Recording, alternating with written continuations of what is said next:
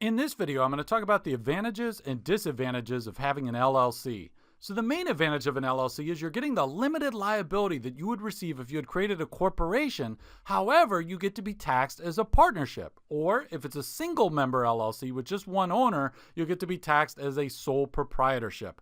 However, you do still have to file articles of organization with your state. You can create an LLC in any of the 50 U.S. states. The articles of organization, however, are not that difficult. It's a lot easier than creating a corporation. In fact, in some states, it's literally just a one-page document that you would fill out, say what's the name of the LLC and so forth. You pay like $100 and congratulations, you now have an LLC.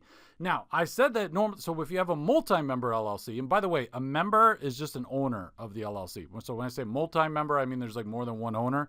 So if you have like, let's say 2 members, okay, so you got 2 people who own the LLC, you can choose to be taxed. So the default would be your taxes of partnership, as I said, but also you could choose to be taxed as an S Corp, or you can choose to be taxed as a C Corp. Now, if you have a single member LLC, you can also say, you obviously can't choose to be taxed as a partnership if you're a single member LLC, but if you're single member, the default is to be taxed as a sole proprietorship, but you could also make an election to be taxed as an S Corp, or even if you want to be taxed as a C Corp, which would be kind of unusual. So you get to choose how the LLC is taxed. So there's a lot of flexibility in how you're taxed, but you still get that limited liability that you would have had if you had created a corporation.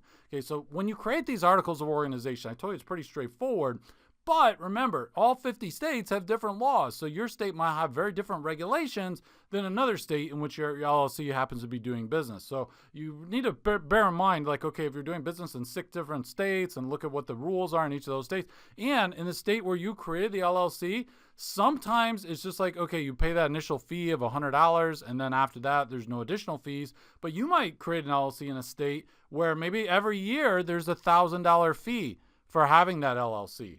Okay, so you would check into whatever state you happen to live in and what are the laws regarding LLCs. And another disadvantage, in addition to having to figure out what the laws are for your state and whatever fees might apply, was because LLCs were just created in the late 1970s, we don't have as much case law on them. So in some cases, when you're trying to figure out like, oh, how would this certain tax position, how would that be treated? It could be that it's really uncertain and you don't know how that transaction is going to be treated for tax purposes. So the state laws vary. It's not as clear of how certain things would be taxed, and so that's a disadvantage of an LLC. But again, what you're getting that liability protection of the corporation.